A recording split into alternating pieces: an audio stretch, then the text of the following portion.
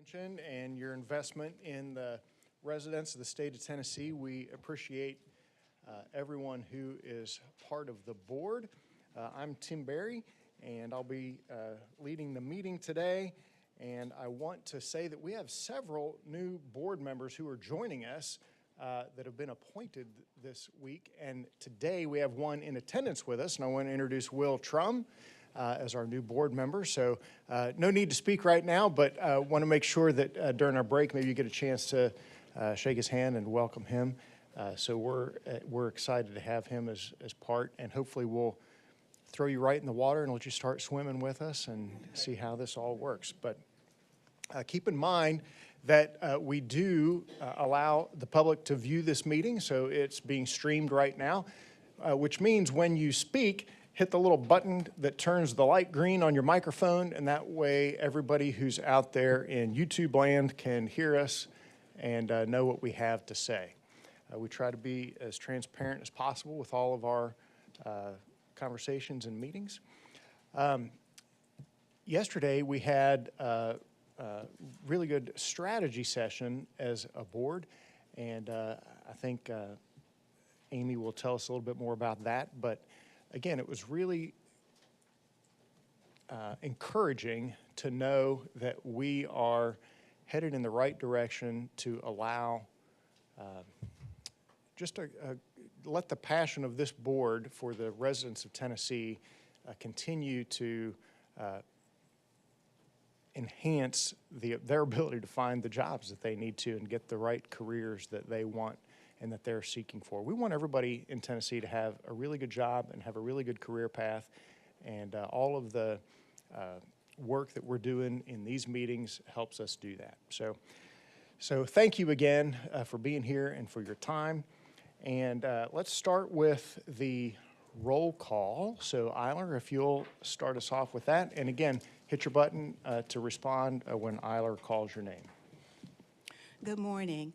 As I call your name, please use a microphone to confirm your attendance audibly.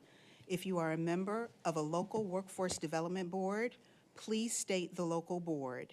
If you are representing by proxy and your name is not called, please state your name for the record. Jackie Akbari. Natalie Alvarez. Present. Martha Axford. Present. Brandy Lassiter for State Senator Paul Bailey. Present. Assistant Commissioner Jay Baker. Present. Joe Baker. Present. Jason Bates. Present. Tim Berry. Present. Linda Botch. Present. State Representative Clark Boyd. Deputy Commissioner Sherelle Campbell-Street, proxy for Suzanne Carr, designee for Commissioner Carter. Present. Billy Dykes. Present. Michelle Falcone. Present. Jay Baker, proxy for Ben Ferguson. Present. Ben is in Southwest. Max Goldberg. Marshall Graves. Present from Southeast. J. Paul Jackson. Sharita Allen, proxy for Mayor Tim Kelly. Present. Policy Director and Governor's designee, Michael Hendricks. Present. Sandra Long. Present. Director Jenny McCabe for Commissioner McWhorter. Present. Mayor Mike Pogriba. Present, Northern Middle. Stuart Price. Assistant Commissioner Deborah Knoll, designee for Commissioner Reynolds. Present. Jason Schmidt. Present. Lee Sloan. David Stansel. Commissioner Denise Thomas. Present. Will Trum. Present. Jeff Vance. Present. Ron Wade. Present, member of Greater Memphis Work Board. Assistant Commissioner Kevin Wright. Present. As a reminder, for any votes during this meeting, you must recuse yourself if there's a conflict of interest. Chairman Berry, we have a quorum. Very good. Thank you, Eiler. And again, thanks for your presence so we can always make sure we have a quorum and keep the actions of the board moving forward. The first vote we have today is simply for the minutes of the previous meeting, and I trust that you reviewed those ahead of time in the materials. So do I have a motion to accept the minutes from the previous meeting as presented. So moved. Thank you, Marshall. A second? Second. Thank you, Kevin. Any discussion about the minutes or questions as they were presented? Okay, all in favor of approving the minutes from the previous meeting as presented, say aye. Aye. Any opposed? Okay, those minutes have been approved. All right, so now Executive Director Amy Mayberry, give us just a little report of what's going on with the State Workforce Development Board. Good morning. Thank you, Chairman. Good morning again to all of our board members. Good to see you. Today is actually day 2 of our gathering. Yesterday, as you know, members, we met for our 2025 strategic planning session. What a great day. Received a lot of feedback from you all. It was a great time for us to do some strategic planning, particularly surrounding our board logistics, innovation, which is a call from the governor, and our strategies of how we want to approach what we hear a call for the governor from to have a more elevated voice, elevated tone with our board, and really expanding our leadership to system leadership. So great discussion there. We will be moving forward with plotting out those strategies and really moving forward in a pattern that reflects your leadership for the system and the culmination of all the strategies that we talked about yesterday. So thank you. I would agree there is a palpable excitement amongst our board members, and we are ready for this challenge. Governor Lee did join us for a time yesterday, and we again received a challenge from him, and this board has been intentional for some time now about being a high-performing board. We've done work with UTCIS in the past, gone through our board certification, intentional about leading our local boards through board certification. That will be coming up. So I want you to know how much I appreciate your leadership as a board, your intentionality to be a high-performing board. So more to come as we move forward from our strategic planning session yesterday and begin to carry our movements and our strategic agendas, committee work, throughout the year to align with what we planned for yesterday. Yesterday, again, Governor Lee joined us for a little while and gave that challenge. We know that Tennessee Works. You'll hear more about this today in the presentation later in this agenda. You'll hear more about Tennessee Works, which is really a partnership for system leadership that will be led by this board. Governor Lee's proposed budget does allocate funds to Tennessee Works as well as Tennessee Youth Employment Program.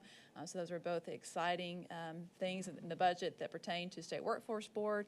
Commissioner Thomas and some of our executive staff have participated in those budget hearings the previous week and expect that will result in an approved budget in the spring. So when that time comes, you will know what the result was. The other thing we heard about yesterday was the State Board's new website. So we now have our own dedicated website that will really support this elevated tone of the board. We went through that. Chris Cannon and the communications team has worked really hard on that. We went through, got to see the layout of the State Workforce Board. So now that site will really be a place for us to list our strategic plans, partnerships, funding opportunities, public notices, all of those things. So just really excited to have our own brand, our own website to match our energy and excitement moving forward with Tennessee Works and the expanded voice of this board. And Chairman, that concludes my report. Very good, thank you. Any questions for Amy? All right, well, one of the strategic goals we have is to expand our partnerships and system alignment. And to tell us more about that collaboration of the workforce, Jenny Brinkman is going to present to us. So come on up. A lot of work has been done in this effort, and look forward to sharing that with the public. Good morning, everyone. Very grateful to be here this morning and talk to you a little bit about this critical strategy work we've been conducting with multiple teams over the last several months. I'm going to take a quick moment to introduce my colleagues that are also going to present to you today. I have Charlie Terrell. He was our project lead, as well as Mary Beth Eichert, who led a lot of our stakeholder engagement. We welcome questions from the board, but we want to kind of give you a quick glimpse into what has occurred. This was a collaboration strategy with Department of Labor, Department of Economic Community Development, and the Tennessee Board of Regents. And we really appreciated the leadership approach to how can we better attract jobs and match to our workforce here in Tennessee to create high-quality jobs across the state of Tennessee. So there was a clear call to action that was validated through our research. Tennessee is experiencing, and what we talked about yesterday is there is a declining labor force workforce participation.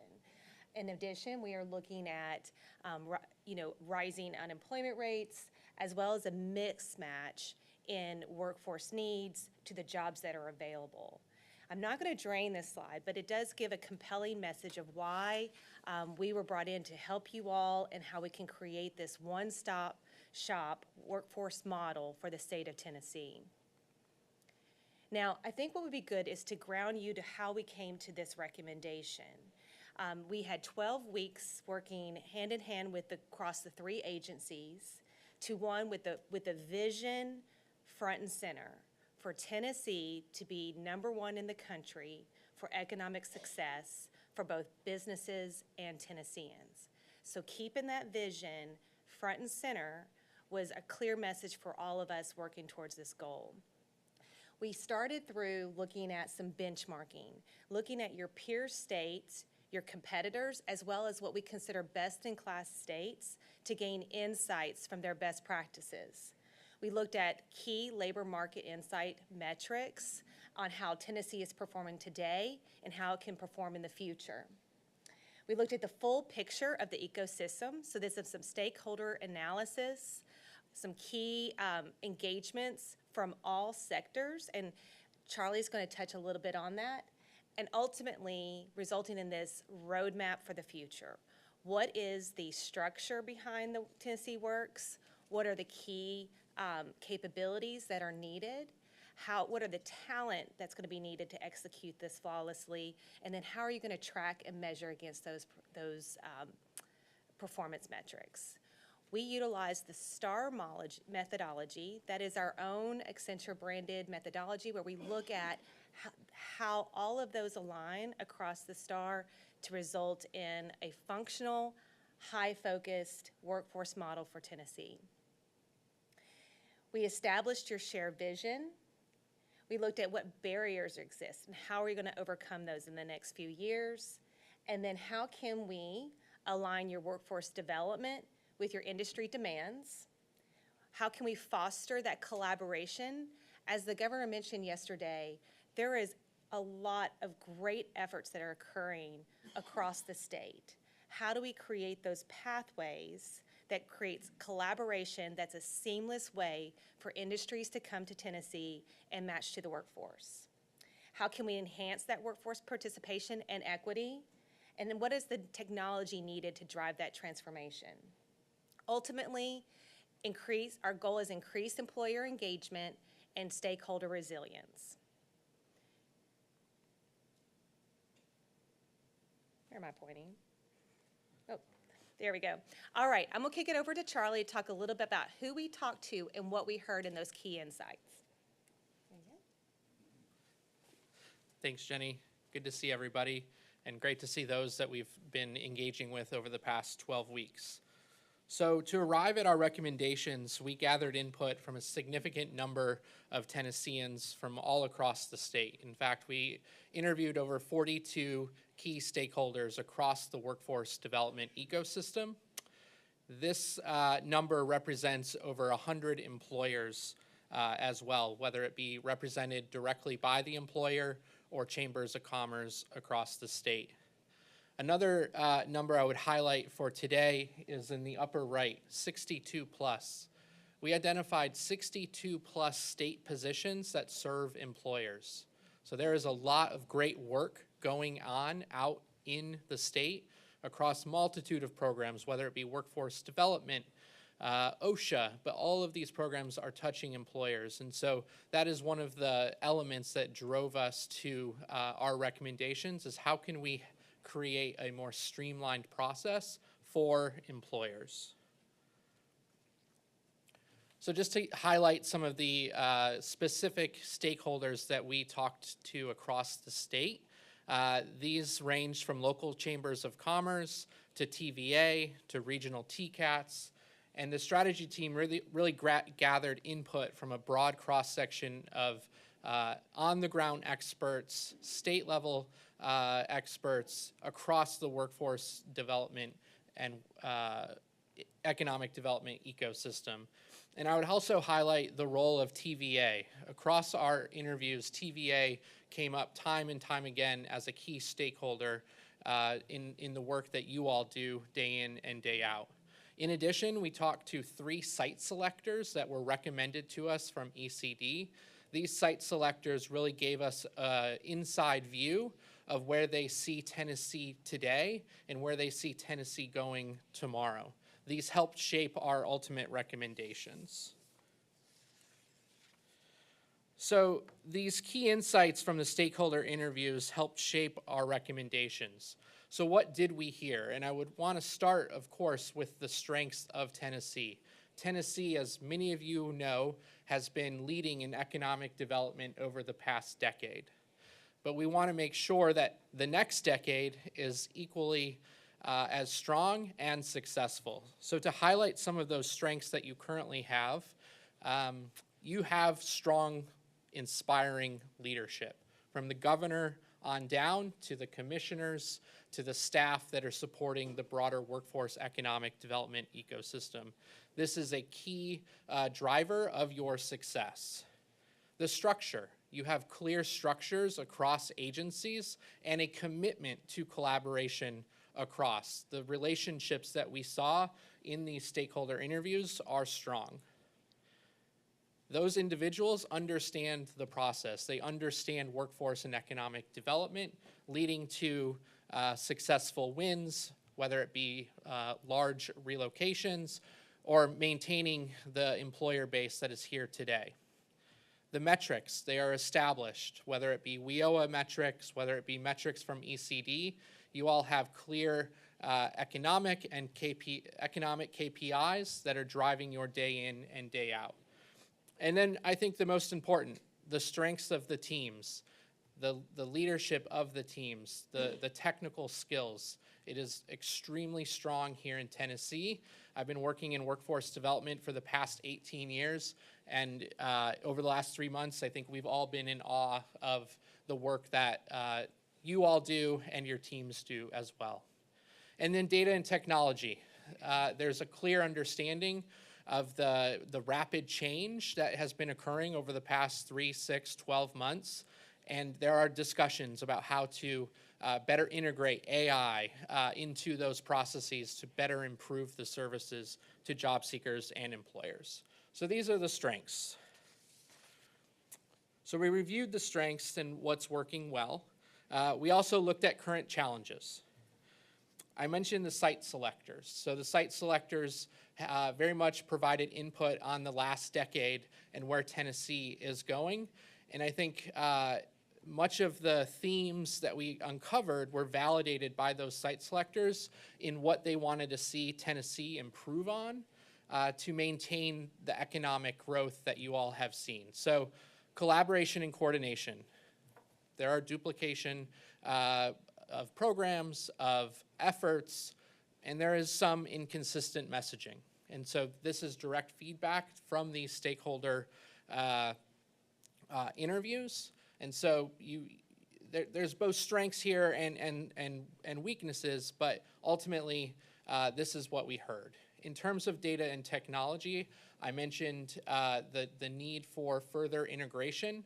So is there a way that we can integrate CRMs across agencies? That is something that came up time and time again.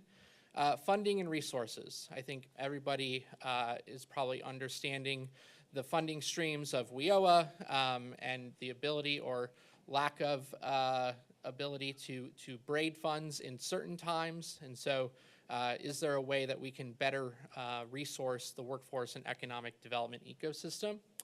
Employer engagement, I mentioned those 62 state positions. Is there a way to better centralize those contacts with employers at the local level? And from a workforce development strategy, how can we become less reactive and more proactive in understanding what is coming next from an economic development perspective?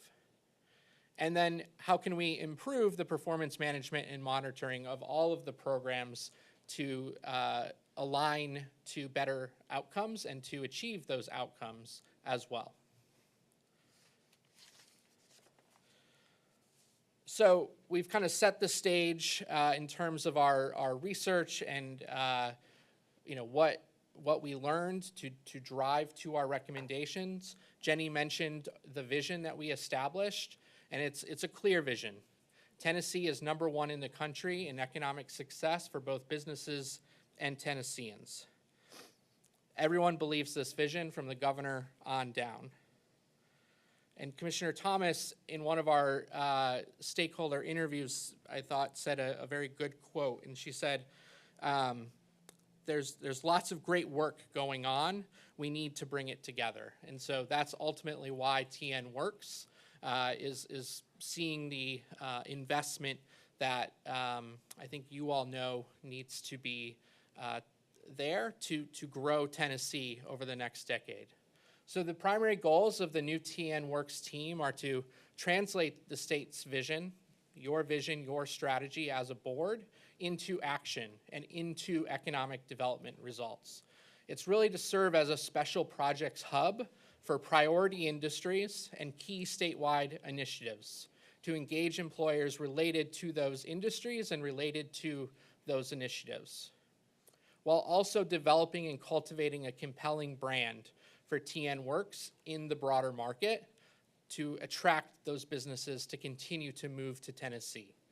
And then to coordinate the activities of key economic and workforce development partners to meet the needs of Tennessee businesses and people. So those are the goals of this new TN Works team that then drove us into our key recommendation. And that's to build an interagency coordination hub. This interagency coordination hub is the future of workforce development in Tennessee. It will break down silos, it will enhance accountability, and streamline operations for a more efficient and unified system. I'll revert back to one more quote of Commissioner Thomas, or in an analogy. And Commissioner Thomas said, and you all know, Tennessee has had a great quarterback, right, in sports. It's time to make the workforce and economic development system have a great quarterback. Somebody has to be responsible for calling the plays. That is the Interagency Coordination Hub. It supports the vision, it benefits key industries, and to do that, there are kind of 6 key high-level ways that we would suggest the Interagency Coordination Hub, which is that one-touch point for all stakeholder engagement. So I'll start with workforce strategy and insights. Be proactive. This hub will allow for that to happen. It will see the synergies across agencies and allow for that proactivity to occur. Employer engagement. You're establishing that central point of contact for those priority industries, priority initiatives, to serve almost as a Sherpa across programs to gain and maintain that trust of that employer. As you look at data and technology, the creation potentially of a centralized platform that would allow for additional metrics, KPIs to be tracked in one central place, and thus allowing for better streamlined communication with employers. It would allow for collaboration and strategy activation. It would be the centralized body with a dedicated team. And we would make a strong recommendation as well that the hub has an executive director that is day in and day out focused on collaboration across agencies.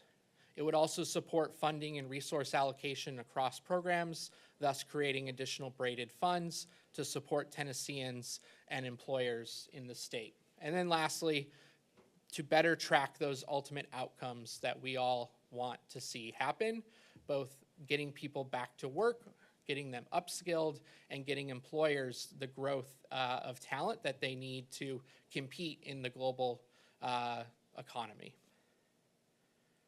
So these are the key recommendations. This is the key recommendation of our effort. There's many initiatives behind this, but for today, we're focused on talking about the Interagency Coordination Hub.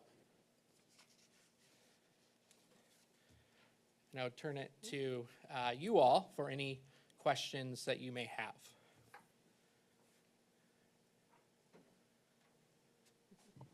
Any questions for the team?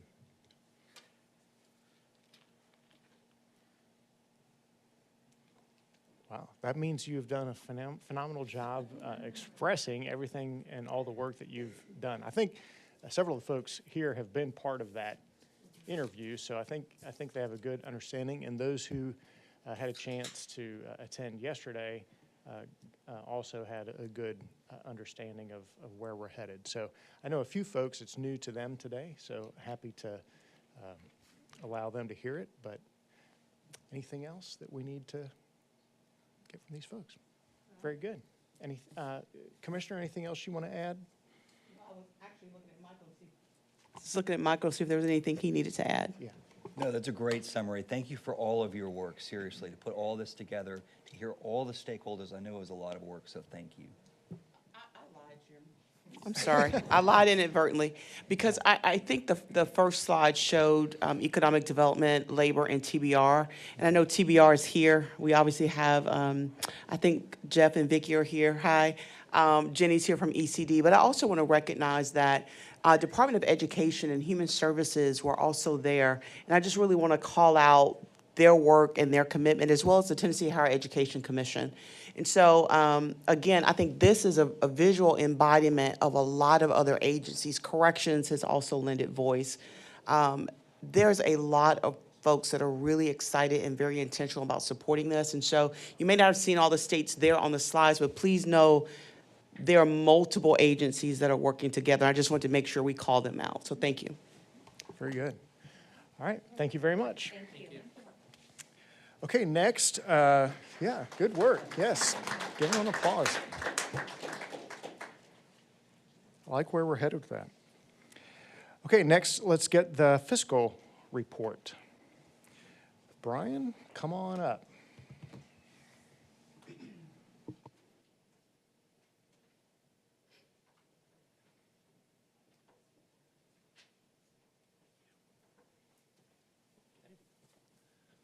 All right. Good morning, everyone. Can you all hear me clearly? All right, excellent. So I know there's some new faces here today. I'm Brian Erdley. I am the Director of Budgeting and Reporting here at the Tennessee Department of Labor. So I oversee a lot of the financials and the reporting of all the grants that flows through the departments of, or the Division of Workforce Services and Adult Education. So as a brief overview of what we'll be doing today, it's more or less our standard presentation with one difference at the end. We will cover the fiscal review, so overall funding expenditures, and then our core partner funding expenditures. So for Title I, Title II, Adult Education, Title IV, Vocational Rehabilitation. We will also cover our performance review, so federal versus the state measures, how the state is performing in those regards, and then as well, at the end, our program year 2025 WIOA Title I allocations. We will demonstrate our Title I allocations trend for a 10-year period, so you can see what the declination is. And then also there is a state reserve funds budget proposal, which would require a vote.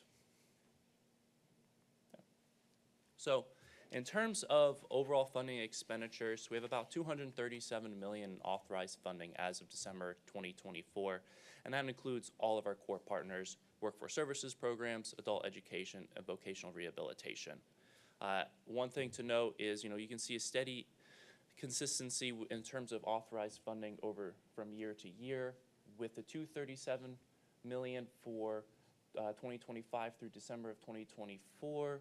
The vocational rehabilitation allocations are expected to increase, probably double by the end of the year, so that figure will pretty much normalize and will be consistent to prior year authorized funding.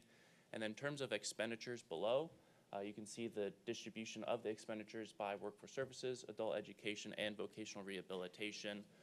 There may seem a bit of a lag halfway through the year, about $92 million compared to about $204 spent in fiscal year 2024. One thing to note is that with these programs, a lot of investment, a lot of expenditures are incurred in the last quarter, April, May, and June, as a result of participants finalizing and finishing their training, supportive services, youth ending their schools and entering work experience programs. So you should see an increase in quarter 4. So overall expenditures at the end of the year will likely be on par to prior year. Yeah. In terms of workforce services, the financial position, you can see about $166 million in authorized funding. How that breaks down in carryover versus new revenue. About $77 million is carryover funds. About $20 million of that is a result of carryover in our Wagner-Pizer programs. Also some of our newer initiatives I received last year, like our National Dislocated Worker Grant, that was about $5 million. Our PROUD Grant, which focuses on reentry activities, and our Tennessee Youth Employment Program resulted in a decent amount of carryover, and we're working on utilizing that funding and spending it down. And then about $89 million is new revenue, so that's grants that we've received from either the federal government or from the state legislature. Like I mentioned earlier, expenditures are expected to increase due to year-end participant costs. So if you're seeing that we're a little lower in terms of total expenditures, we should be on par to prior year or prior years. As you can see in 2023 and 2024, we pretty much spent almost the identical amount of funding.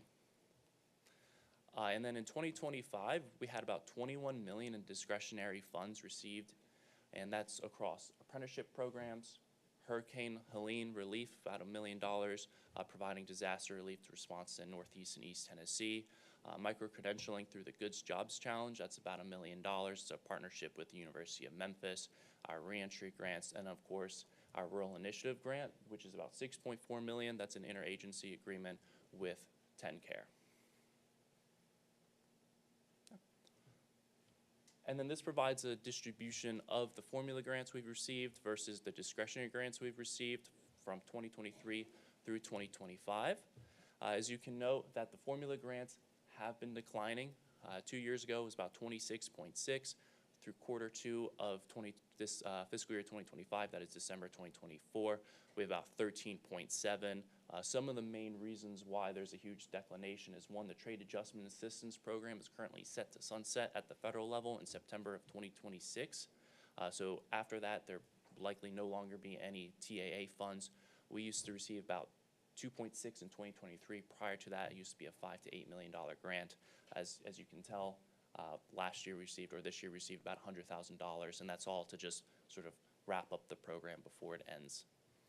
In terms of the discretionary grants, again, this is where we're investing more and looking for alternative resources to build out this robust workforce development system. We've applied for apprenticeship funds, Hurricane Helene relief, our reentry initiatives, and also our rural healthcare initiative with TennCare at 6.3, and then of course TN Works, which is an interagency agreement with our Economic Community Development Agency, ECD. That's listed here, and that's $1 million interagency. So one of the challenges we've had is a declination of federal funding. We stepped up. We've looked at alternative ways to make sure that we can still provide workforce development and meet the demands of the agency, of what Tennesseans need for robust workforce development. In terms of adult education, the financial position, more or less consistent from year to year. One of the main concerns we have is a high level of federal funding that was carried over. A lot of that stems from the low utilization of those funds during the COVID pandemic. Instruction obviously took a hit then. So one of the missions we have had the past few years is to find ways to spend that down. One method is to increase the amount of funding that's allocated out to a broad host of agencies. About $17 million in federal funds have been issued to those agencies this year. So that should definitely make a significant dent into that carryover, with the hopes of over the next few years we get to a point where we're not carrying over so much funding and we're more or less operating on a one-year budget.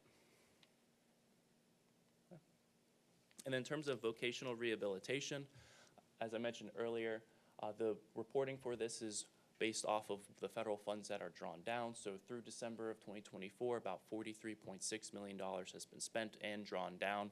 That is why it's listed in that way. at the end of the year, you can expect that to get close to 85 to 90 million in authorized funding and expenditures, again, on par with prior year. So you're seeing a lot of consistency with the numbers from year to year in terms of expenditures and authorized funding.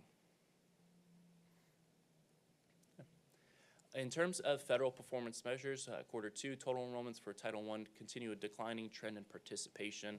I hold quarterly consults with a lot of our local boards. One of the things that they echo is rising operational costs, inflationary pressures, but also a declination in the funding that they receive for Title I. That yields, the decrease in the total enrollments. It's a little more difficult to enroll as much as you used to when your budgets are about 30 to 40% of what they used to be, right? Wagner-Pizer enrollments, however, have increased, and that's a result of a lot of activities we've done at the state. We've developed internal KPIs, investing more in co-enrollment, making sure staff complete the application for Wagner-Pizer, identifying those individuals, and then also investment in training our Wagner-Pizer and Title III staff in the American Job Centers so they're aware to pretty much incorporate and bring in as many people into the Wagner-Pizer program as possible, since pretty much anyone is eligible for that. Basic job searches, resume assistance, all of those things that most participants, most people in Tennessee could use, take advantage of. That's what the program does. So we've invested a lot of time and energy in increasing our Wagner-Pizer program and those outputs, and you'll see that shortly in the rise of participants quarter over quarter. And then also for Q2, Tennessee is within about 90% attainment of all federal negotiated measures. So in terms of WIOA, as long as we're within that 90%, that is good. That is what they expect to be met in terms of that. So we are fully compliant in regards to our federal negotiated measures. This is just a table of the adult dislocated worker youth Wagner-Pizer enrollments quarter over quarter, the past 4 quarters. As you can see, the adult dislocated worker and youth programs have been a slight downhill, slight declination in total enrollments. However, our Wagner-Pizer, we've seen about 12,000 increases in almost a one-year period. And then this is our federal performance measure report card that our Wired division puts together each quarter. As you know, there are some yellow highlights in the actual columns for the various adult dislocated worker, youth, and Wagner-Pizer measures. Those all mean we're within that 90% attainment of the negotiated target that is in those gray shaded cells. So in terms of compliance, we are fully compliant across the board in all of our measures. And it's important because if we're not, then we're at risk of returning funds or having a decrease in already declining Title I funds. Of course, there's also state performance measures. Last year, there were about 13 plus KPIs. This year, we rebranded them to state performance measures, and we also reduced the number down to just about 5 measures. That sort of helps focus in on our flagship programs, Title I and Title III, saying these are important measures that we need to focus on that will yield the greatest amount of output, as opposed to having a couple different measures across the program. So it's more about having a more concise vision and focusing and narrowing in on our 2 flagship programs for Title I and III. So as you can see here, these are those state performance measures. These are the targets and the actuals for the reporting period of October through December. So for that second quarter, we have an achievement. About 2 of those measures have a achievement scale of 5, so that about 110% or greater of the target has been met. And that's our Title III program. As I mentioned earlier, there's a lot more investment in staff development and targeting Wagner-Pizer participants. And then with our TYEP program, that continues to be a phenomenal success. We're still enrolling a lot of youth in that program. So that's also shown there in how successful we have been with TYEP. Okay. So one thing we wanted to do here, since in the next few slides we will discuss our estimate allocations for PY 2025. We owe Title I allocations, and then there will be a vote on the proposed budget. What this illustrates, though, is the sort of existential crisis of Title I and funding within Tennessee. About In 2017, we received about $60.5 million. We're estimated this fiscal year to get about $37.8 million. That's about a 40% decrease. It's pretty significant. It cuts into a lot of bottom lines. It makes it much more difficult to operate the programs when you have a 40% decrease. That is why we've been searching far and wide for federal discretionary funds to help offset this. Also, continued and greater investment from the state has been a game changer, especially with TYEP, reentry, apprenticeship. That really helps offset the decreases that we've been seeing. So that's one of the stories we wanted to paint today, is just illustrating this yet again, the importance of continued and greater investment from alternative funding sources. All right, so I will briefly go through the program year 2025 State Reserve Funds budget. And afterwards, there will be a vote. Of course, if you have any questions, please feel free to ask some questions. So what we're seeing here in the column carry-in, that's what we're expected to bring into next fiscal year, starting 7/1/2025. It's about $6.2 million. If you take out the administrative budget, it's about $5.4 million in carry-in. Compared to PY 2025, this is the estimate amount of money we'll get in July for state reserve funds. So of that 37.8 on the previous slide, 7.5 will be allocated for the state reserve funds. 1.8, 1.9 will be for administrative costs. So adding in the new revenue plus carry-in, estimated amount of about $11 million of an overall state reserve funds budget.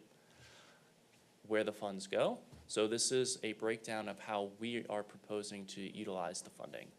So agency priorities, about $4.6 million. That's activities for the state workforce board to pursue. Also, if there's additional funding available for local boards, they can certainly request the state for additional funds. But the 4.6 is where that vision gets actualized of what the board would like for the agency to pursue and use that funding. So that's the funding you all get to play with, more or less. The program evaluations, we encumbered about $1 million for any single audit or monitoring costs. We expect that number to be far less than $1 million, so we can always adjust the budget and maybe move that figure up to the 4.6 as we go through the year. We'll monitor the expenses against these budget line items. Then, of course, we have about 3.1 encumbered for economic development. That is specifically ECD deals, so there are some funds with Blue Oval City and Bosque, and then also some ancillary EV and EB, electric vehicle and electric battery deals with the agency, with ECD, and those are expected. That is the budget line item for next year, so hopefully that they'll actualize to the 3.1. And then in terms of systems administration and maintenance, you have to have a system, you have to have maintenance of those systems to track these expenses, to track the participant costs. We allocated about $2.3 million for that. That includes the cost for GSOL, the Jobs for TN platform, our case management system that participants and staff use. Also, our grants management system, Smart Simple, that's where we process a lot of these contracts so the funding can go out to local areas and nonprofits for activities. So we set aside about $2.3 million for that expense. And then overall, we have balanced budget about $11 million. And that is the budget proposal. So the next slide is a request for a vote. So I'll yield to the chairman. Okay, very good.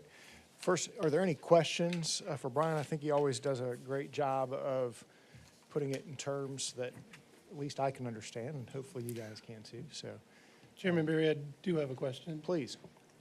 The state reserve funds, are those the only funds available through the budget request from the Department of Labor and Workforce Development and not Title IV, correct? Yes, Okay. those funds are specifically a combination of Title I and Title III, does not include Title II, does not include Title IV or any other programs. Great, thank you. I wanted to clarify, just in case there was a little confusion. Yep, nope, absolutely. Chairman, I have a question. Yes, please. Understanding that Title I funds have been on the decline, and then also understanding more potentially looming federal cuts on the horizon and how that could potentially affect workforce development, is as we're doing this review and looking at the budget, how are we hedging and preparing for that and starting to strategize for what may or may not come? Yeah, excellent question. So we're well aware of everything going on at the federal level.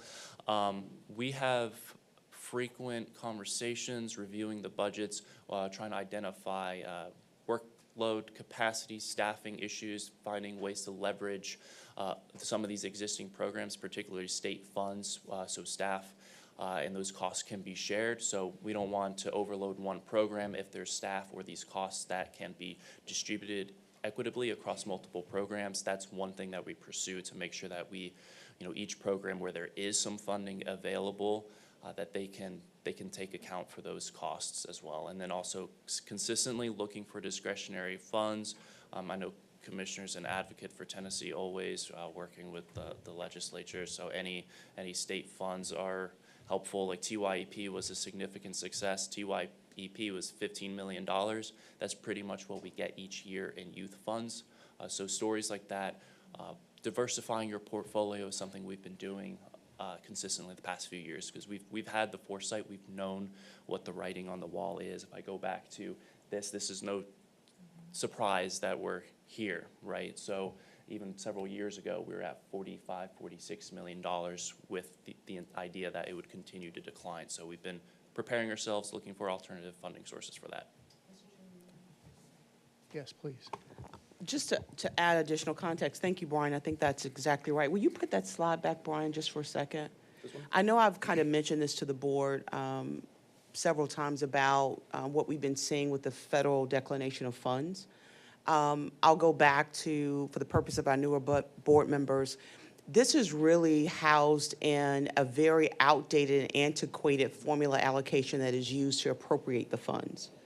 And so we've been working both with our various associations and also directly with Senate and House members where appropriate, as well as with the governor's office, to really highlight that Tennessee has been disproportionately affected, as well as other states in the Southeast, quite frankly, by the formula allocation.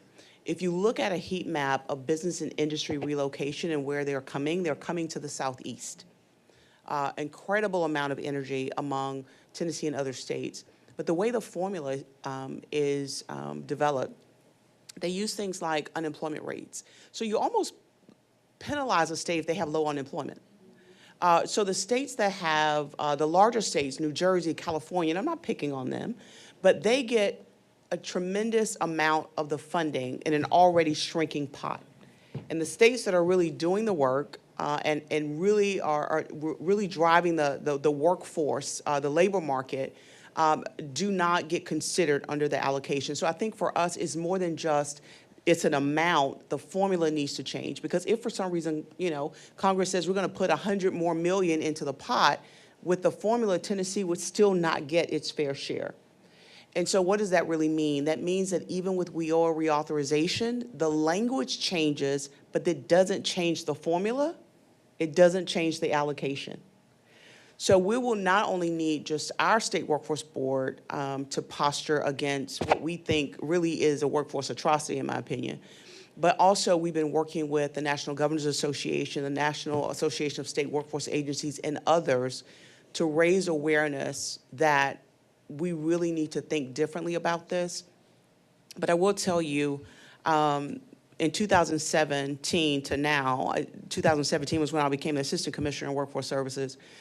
This has been the one thing that probably has given me the most consternation over my time here at the department, because we're always watching this happen.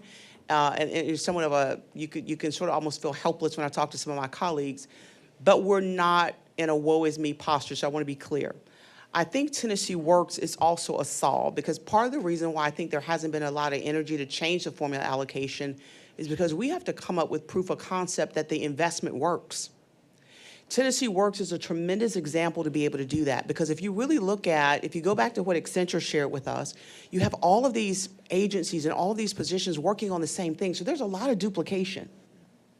If we can get to mastery of where it makes sense and, coming at it from a team concept, as opposed to me having to worry about how am I going to keep my existing staff to do all these things. You can disperse all of that activity across the system and not just an agency. So I want to just say, yes, pretty bleak when you look at the declination. It's hard to really keep sustained staffing and effort. There has been tremendously more demand on this department, and you can look at where the funds are going. And the same is true for our local areas who are trying to make it work and trying to serve Tennesseans. It's hard to do that with very episodic and cyclical funding. But I will say the solution is to be ingenious, is to be innovative, and to start looking at, let's have a system bear the brunt of the workforce activity versus different agencies. And so again, I think Tennessee Works allows us to get our arms around as a board what is the true wealth of the system, and you heard me say that yesterday. Where are all the workforce dollars coming in, regardless of the agency? What is the value of the workforce system? And then how do we leverage that across the ecosystem so that we're each performing and doing what we're best suited to do, as opposed to duplicating efforts and spending a lot of money and perhaps maybe driving some of the inefficiency that Congress is trying to get at. So I just wanted to both make that point and a little bit on my soapbox, Mr. Chairman, so I apologize. But wanted to make sure that I just kind of added that commentary for the board, because I do think at some point there's a role for us to take a stand to maybe just get some additional insights federally about why it's so important to keep the Southeast funded at a stable level. Most of you are business people. You know that if you had to plan with money going up and down every year, there's no way you could adequately prepare for your business. So it's the same for the public sector. So I just wanted to do that. Thank you for your indulgence, Mr. Chair. Absolutely, that was very helpful. So thank you for that insight. Chairman Barry, Yes. just a question for the commissioner. Yeah. So I guess, you know, as a board, and I appreciate, Commissioner, your passion on this, and then clearly you want to help determine how we can fix this allocation and so forth, but what can we do as a board? I guess that would be my question. What can we do to assist you, to help you with this? Because you've done an excellent job of explaining the problem. You know, the board here is to help be part of that solution. So is there things that we can do to help with this struggle that you're having in Washington? I certainly think a position statement from the board that I think we start with our federal delegation, and I know I've met with them. I know Michael has met with them. I think I'm supposed to ask for additional funding. I'm a government worker trying to make sure we can serve Tennesseans. I think the board making a position statement and being advocates for it is a totally different perspective. And so I think the board actually drafting a very strong position on sort of the state, if you will, of the workforce funding for Tennessee, and really working in concert both with Michael and the governor's office to our federal delegation, and also raising awareness with our General Assembly as well, because they're seeing us come before them with state ask, and they're wondering, well, why are you asking for, you have these investments? But the dollars that we receive federally, although we're appreciative, they come with a lot of strings. They come with a lot of limitations. I mean, you're going to be taking a vote here shortly on the state reserve dollars. Even though you have somewhat 4.6, I think, that the state board can kind of plan with, there are still limitations on what the state board can do with that 4.6. That's why we have a budget ask for the board with the state ask. So I think that there's a conversation about the funding levels, the formula, and then also the flexibility. So I think the board with a position statement and advocacy could really, really help us. I think those are good sort of starting points from my perspective. And we'll welcome, Michael, if there's something else you would like to share. But to me, that would really give us more leverage to be able to have this conversation. Mr. Chairman, thank you. That's a great question. Just to double down on what she said, funding and flexibility. Sure.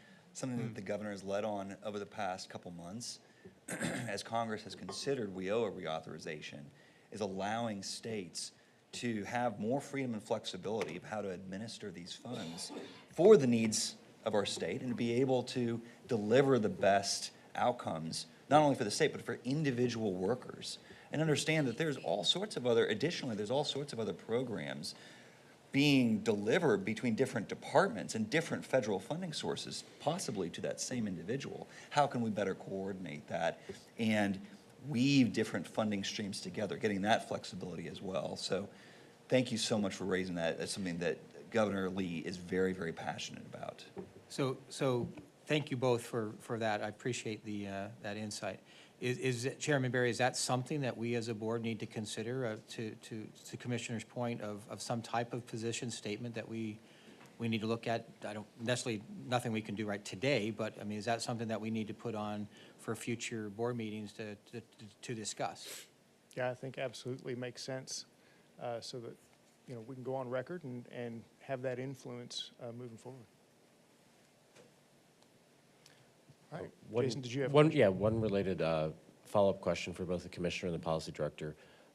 So if this is the WIOA picture, do we have a picture overall of all the different funding sources in aggregate together so we can see what that looks like over time, and then what's truly earmarked, what's kind of pseudo-locked, and what's truly discretionary, to give us a perspective of where we can go and be the biggest advocates for both the department and more broadly for the workforce across Tennessee?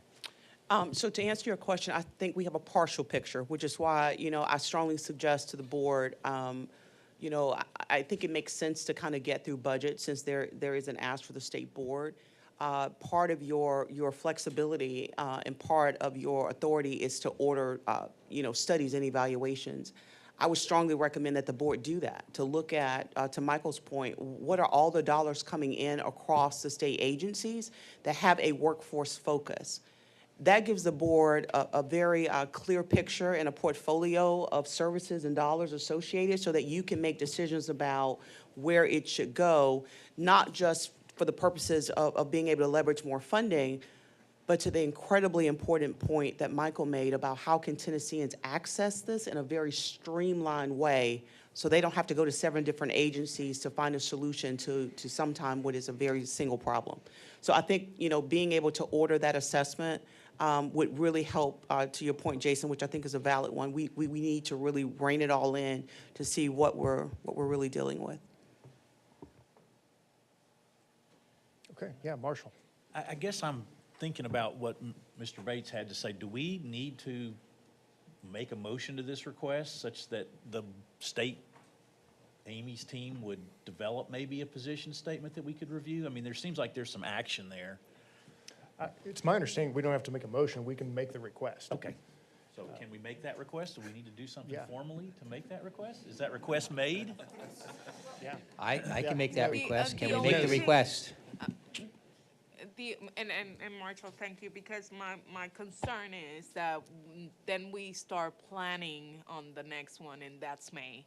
And then we need to approve, and then that's, you know, so that's my concern. So I appreciate the urgency behind it, because if we're going to put something together, then we need to start working on it today, you know. No, I'm exaggerating, but you know what I mean.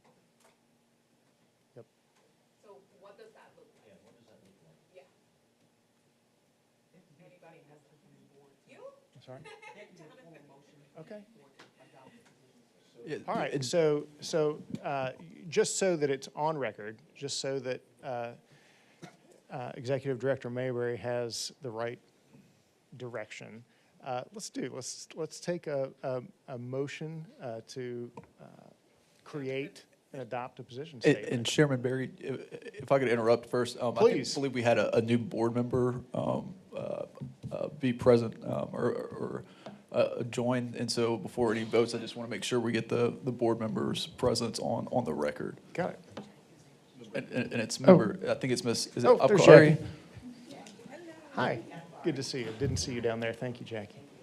And then Chairman, if you just want to make a motion for the request, I think that would Okay. be permissible. So, yes, Martha. I have another comment. Are we making a position statement request to our state legislature and our federal legislature as two separate? Because if we're doing a state one, it needs to be given to them prior to budget, since we're in the budget motion now.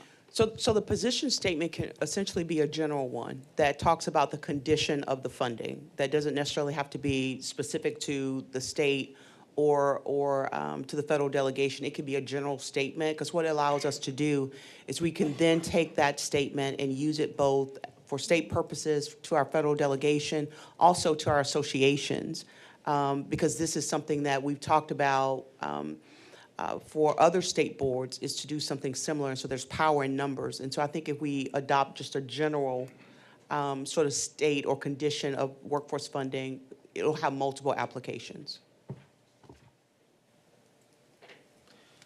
I would then make a motion, Chairman, that we create a position statement along the lines of what Commissioner Thomas has asked, and that we do that right away. That would be the motion. All right. Thank you, Jason. Any second to that? Second. I heard Michelle. Okay. Any other discussion about that? Okay. All in favor of the motion as presented, say aye. Aye. Any opposition? Okay. You know what you're doing. Yes, sir. I will work on that, and to your point, I sense some expediency to get this completed. So I think that we can work with the executive committee. I can begin drafting, let the executive committee just give me some feedback on that, and then have it prepared for the next meeting. Does that sound right to everybody? All right. Very good. Okay, so since we've been talking all this time, Brian, why don't you go back to your original request of what our vote needs to be, because we threw an extra motion in there. So the original request was a motion to approve the proposed state reserve funds budget for program year 2025. So that would be beginning July 1st, 2025. Okay, so do I have a motion to approve his request? So moved. Okay, I heard Billy in a second. Second. Second, Linda? Okay. Oh, Natalie, sorry. Like a ventriloquist. I wasn't sure where the sound was coming from through the speakers. So very good. All right. Any discussion? Yes. I would just like to note for the record, we have no public comment. Thank you. All right. All in favor of approving the request for the State Reserve Funds budget as presented, say aye. Aye. Any opposed? Very good. Thank you, Brian. We're good to go. Anything else you need to share with us? No, that's it. Thank you. Okay. All right. Very good. Thank you. Okay. It is time for a break, and we will take, let's take a 10-minute break instead of a 15-minute break.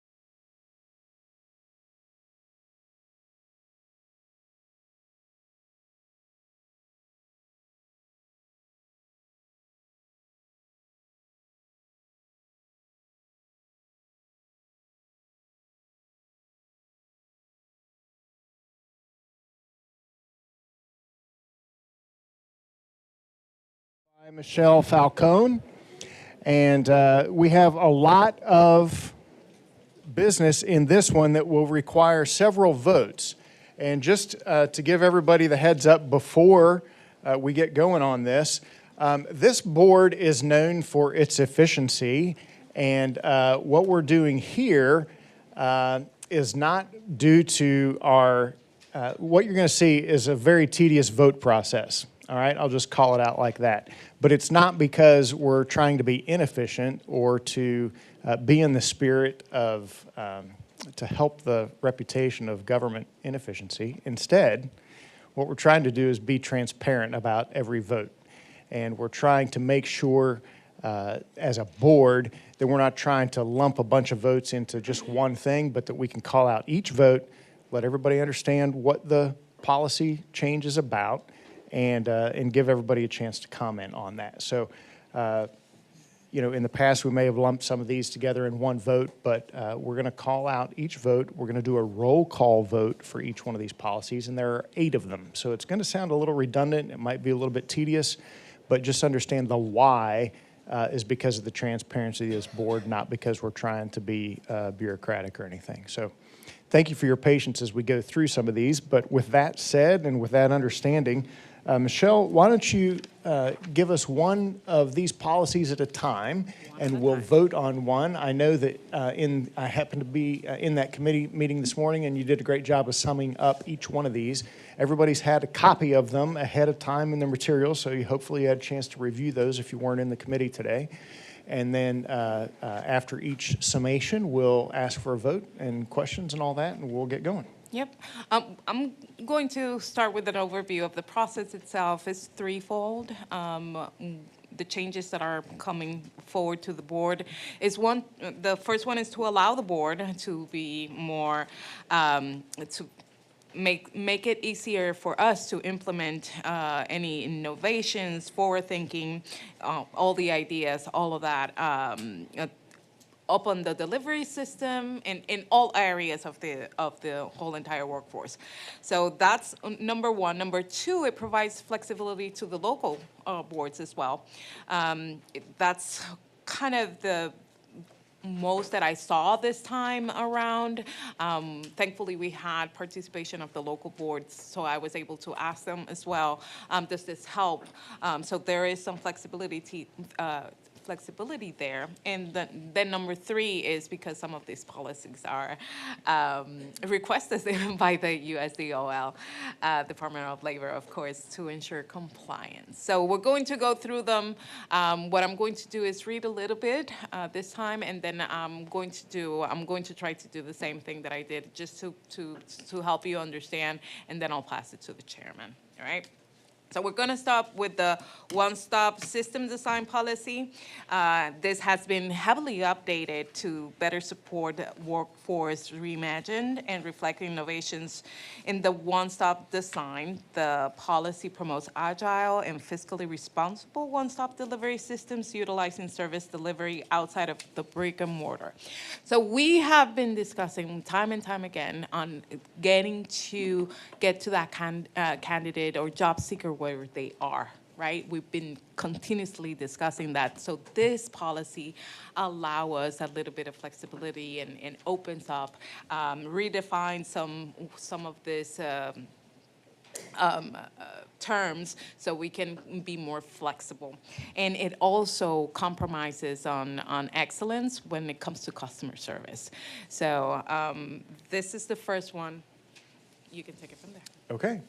So first, before we ask for the vote on this, does anyone need to note a possible conflict of interest on this vote? Mr. Chairman, as proxy for Ben Ferguson, who sits on the Southwest Local Board, I am told by my esteemed legal counsel I need to abstain from the policy votes for Ben. Good enough. Thank you, Jay. And Mr. Chairman, as a member of the Southeast Board, I'll abstain from voting on the policy. Okay, thank you. Mr. Chairman, as a member of the North Central, or Mid-Northern, excuse me, I'll abstain. Thank you. Mr. Chairman, as member of the Greater Memphis Workforce Board, I'll abstain. Thank you. Okay, Any public comments on the one-stop policy design? Mr. Chairman, there has been no public comment. Thank you. Okay, so now we're going to take a motion to open the floor for discussion. We're not ready for a motion for the vote yet, but a motion to open the floor for discussion regarding this policy. Can someone make that motion, please? I'll make that motion. Thank you, Martha. And a second? Second. Thank you. So now let's have any discussion about the policy as presented by Michelle. Yes. And I just want to clarify, that a few of you have decided to abstain from the vote. You are permitted to engage in discussion, even if you choose to abstain during the vote. Okay, good to know.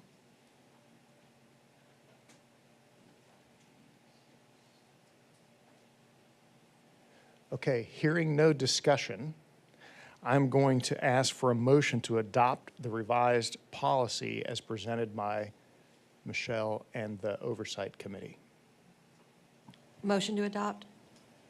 Thank you. And a second? Second. Thank you. Okay, we need to do a roll call vote on each of these. So, Eiler, if you could help us with that, please. Yes, sir. And could I also get the names of those who seconded?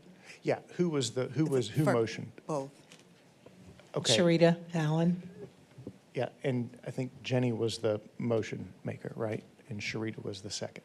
Thank you. Okay. Jackie Akbari.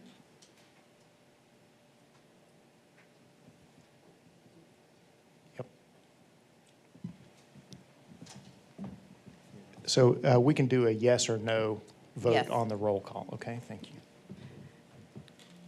Natalie Alvarez. Aye. Martha Axford. Aye. Brandy Lassiter for State Senator Paul Bailey. Aye. Jay Baker. Aye.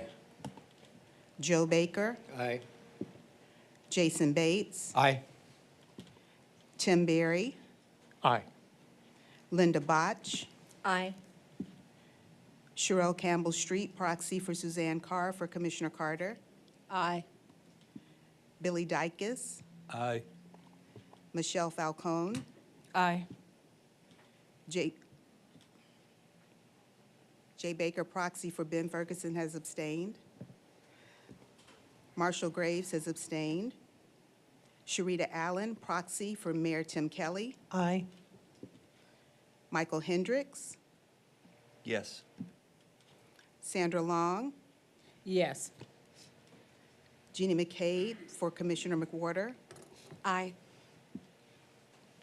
Mayor Progreba has abstained. Deborah Knoll for Commissioner Reynolds. Aye. Jason Schmidt. Aye.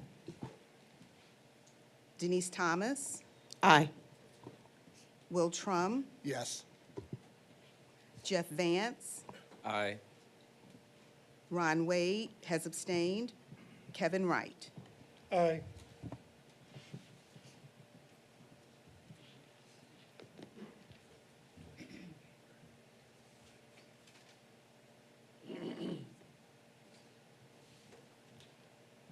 We have 22 in favor and 6 absent, and 3 abstentions, 4 abstentions. I'm sorry, let me do that one more time.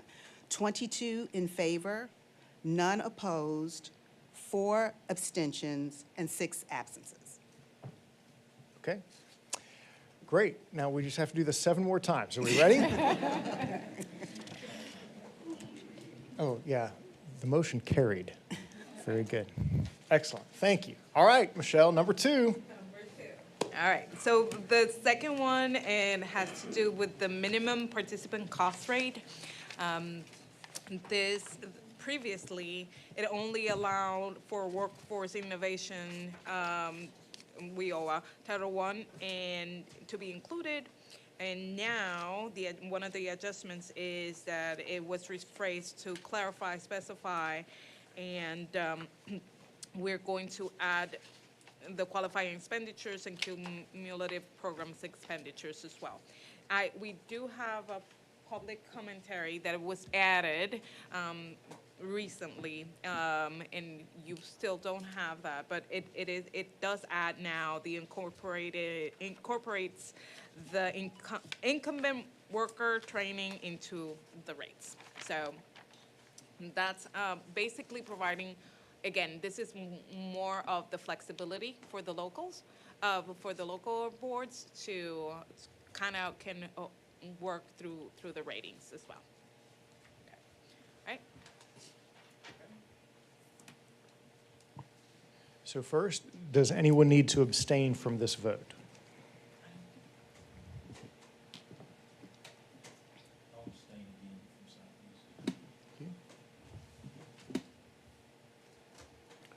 Mr. Chairman, Jay Baker, proxy for Ben Ferguson, abstaining from Southwest. Thank you. Mr. Chairman, Mike Pagruba abstain for Northern Middle. Thank you. Mr. Chairman, Ron Wade will abstain from Greater Memphis. Okay, thank you. Okay, and then you mentioned, Michelle, public comment. Any other public comments that would need to be shared? No other public comment. Okay, so next I need a motion to open the floor for discussion regarding the policy. So moved. Okay. And a second? I'll second, Chairman. Thank you. When you're making your motions, if you could state your name, that will allow Aller to complete the record. Oh, excellent, thank you. Okay, any discussion on this policy? Oh, sorry, let's vote that we're going to discuss it. So everybody's, Hold on just one Yep. second. If we could get, who made the initial motion? I don't think Aller caught that. There were two of us at the same time, I think, both, so Jackie Akbari. okay. Go ahead, Jackie, we'll say that you made the motion on that one, and who seconded? I seconded, Chairman Sandra. Thank you, Sandra. Okay, very good, thank you for that clarification. So my voting aye votes, not roll call votes, that we're going to open this for discussion. So everybody in favor of discussing this policy, say aye. Aye. Okay, now let's discuss it.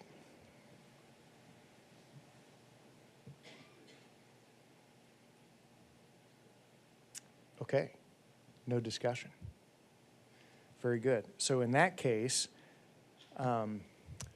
would somebody like to make a motion that includes the addition of that public comment? Martha Axford making motion to include the public comment that we just received last night, I will say. So I want everybody to know that we're on top of public comments. Okay. That we're going to incorporate the public comment referencing incumbent worker training to be part of the calculation for MPCR.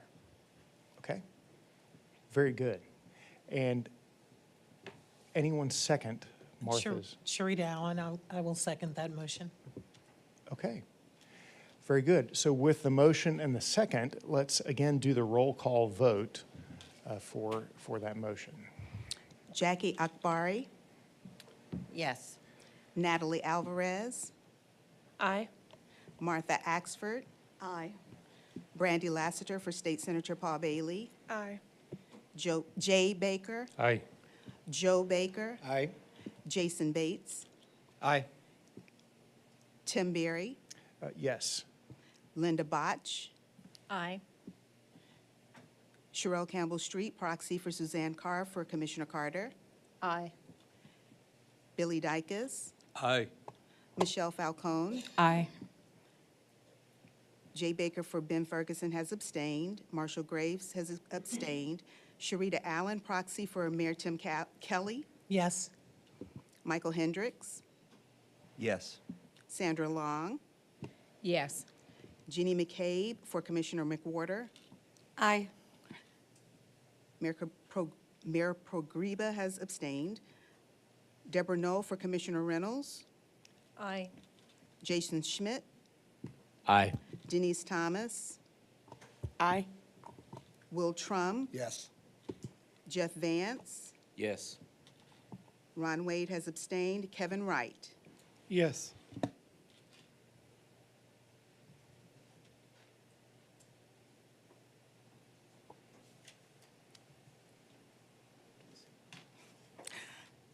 22 in favor, no opposition, 4 abstentions, and 6 absences. Very good. That motion carries. All right, we're making progress. Michelle, what's next? The third one. Okay, so this one is the one-stop operator and service provided procurement. This policy requires local workforce development boards to be competitive in their procurement processes. And what this policy, with the changes that we have provided, provides more flexibility again, adds more. It removes some state requirements that were redundant, added some language, so it provides a lot of clarification for it. And then adds some preferences, revises language, and just getting more clarification for the whole entire policy. It outlines the methods of allowable procurement, federal and state requirements to be followed during the procurement process. That's basically what it is, so. Very good. So before we get this vote, does anyone need to abstain? Mr. Chairman, Jay Baker abstaining. Proxy is Ben Ferguson. Mr. Chairman, Marshall Graves abstaining. Mr. Chairman, Ron Wade will abstain. Mr. Chairman, Mike Pogriba, Northern Middle, will abstain. Very good, thank you. Any public comments on this policy? Chairman, no public comment. Oh, yeah, no public comment on this policy. Okay, very good, thank you. And is there a motion to open the floor for discussion? Mr. Chair, Sharita Allen, I open the floor for discussion, please. Thank you. In a second? Linda Botch, second. Thank you, Linda. And is there, if everybody's ready for discussion, say aye.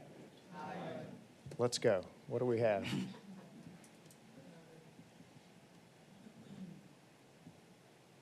Okay. Hearing no discussion, is there a motion to adopt the one-stop operator and service provider procurement policy as presented? Jason Bates, so moved. Thank you, Jason. Is there a second? Jenny McCabe, I got Jenny McCabe. second. Thank you. Is a second? Okay, I think we're ready for a roll call vote. Jackie Akbari, Aye. Natalie Alvarez, Aye. Martha Axford, Aye. Brandy Lassiter for State Senator Paul Bailey, Aye. Jay Baker, Aye. Joe Baker, Aye. Jason Bates. Aye. Tim Berry, Yes. Linda Botch, Aye. Sherelle Campbell Street, proxy for Suzanne Carr for Commissioner Carter, Aye. Billy Dykes, Aye. Michelle Falcone, Aye. Jay Baker has abstained for Ben Ferguson, Marshall Graves has abstained, Sharita Allen, proxy for Mayor Tim Kelly, Yes. Michael Hendricks, Yes. Sandra Long, Yes. Jeannie McCabe for Commissioner McWhorter, Yes. Mayor Pogriba has abstained, Deborah Knoll for Commissioner Reynolds, Aye. Jason Schmidt, Aye. Denise Thomas, Aye. Will Trum, Yes. Jeff Vance, Yes. Ron Wade has abstained, Kevin Wright. Yes. 22 in favor, 0 opposed, 4 abstentions, 6 absences. Okay, that motion carries. We're ready for number 4. All right. The next one is the one-stop certification policy. This is in tandem with the first one that we had, the one-stop system design policy, so we needed to update in both areas as well. Again, this is more clarification, provides more flexibility, and just reviews both at the same time. So we needed to expand on the language, remove some language on this one as well. Very good. Okay, does anyone need to abstain on this vote? Mr. Chairman, Jay Baker as proxy for Ben Ferguson will abstain. Mr. Chairman, Ron Wade will abstain. Mr. Chairman, Mike Pogriba will abstain. Marshall Graves will abstain. Okay. Are there any public comments on this one? No public comment. Okay, so I need to ask for a motion to open the floor for discussion on this policy. Mr. Chair, Sharita Allen, open the floor for discussion, please. Thank you. Is there a second? Second, Jay Baker. Thank you, Jay. All right, everybody ready to open for discussion, say aye. Aye. Okay, and what discussion is there?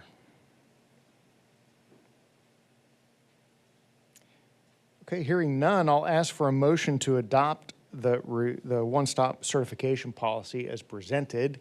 Do I have a motion? Billy Dykus, so moved. Thank you, Billy. Second? Linda Botch, second. Thank you, Linda. Okay, Isla, we're ready for a roll call. Jackie Akbari. Aye. Natalie Alvarez. Aye. Martha Axford. Aye. Brandy Lassiter for State Senator Paul Bailey. Jay Baker. Aye. Joe Baker. Aye. Jason Bates. Aye. Tim Berry. Yes. Linda Botch. Aye. Sherelle Campbell Street, proxy for Suzanne Carr for Commissioner Carter. Aye. Billy Dykus. Aye. Michelle Falcone. Aye. Jay Baker for Ben Ferguson has abstained. Marshall Graves has abstained. Sharita Allen, proxy for Mayor Tim Kelly. Yes. Michael Hendricks. Yes. Sandra Long. Yes. Jenny McCabe for Commissioner McWhorter. Yes. Mayor Pagriba has abstained. Deborah Knoll for Commissioner Reynolds. Aye. Jason Schmidt. Aye. Denise Thomas. Aye. Will Trum. Yes. Jeff Vance. Yes. Ron Wade has abstained. Kevin Wright. 22 in favor, 0 opposed, 4 abstentions, 6 absences. Okay, that motion carries. Okay, we're a well-oiled machine here, Michelle. Let's keep going. All right, the next one is going to be the corrective actions and sanctions for non-compliance. This one, we already have this policy in place. This one is just providing a little bit more recourse for our workforce to go into those, be more proactive. I think it was the word that we continuously use, to be more proactive on those, and to do. We do have 4 categories. How do we go through them, and how can we, again, utilizing that word because I really think that it's important, be more proactive when addressing a situation. So I'll just read it as is. The Tennessee Department of Labor and Workforce Development is charged with monitoring and enforcing subrecipient compliance with state and federal standards relative to the workforce innovation, right? WIOA, federal grants and state grant funds administered by the TDLWD. This policy aims to set forth fair, clear, and equitable, I love that word, criteria and procedures for state actions to ensure subrecipient compliance, monitoring results, and findings of non-compliance. So it's more of strengthening what we already had and creating recourse for us to be more proactive. Out to you. Very good. Does anyone need to abstain from this vote? Mr. Chairman, Jay Baker has been Ferguson's proxy. Will abstain. Mr. Chairman, Ron Wade will abstain. Mr. Chairman, Mike Pagriba will abstain. Mr. Chairman, Marshall Graves will abstain. Thank you. Okay, are there any public comments on this policy? Mr. Chairman, no public comment. Thank you. And is there a motion to open the floor for discussion about this policy? Mr. Chair, Sherita Allen, move to discussion. Thank you. A second? Linda Botch, second. Okay, and everyone in favor of opening this for discussion, say aye. Aye. Thank you. What do we have to say about it?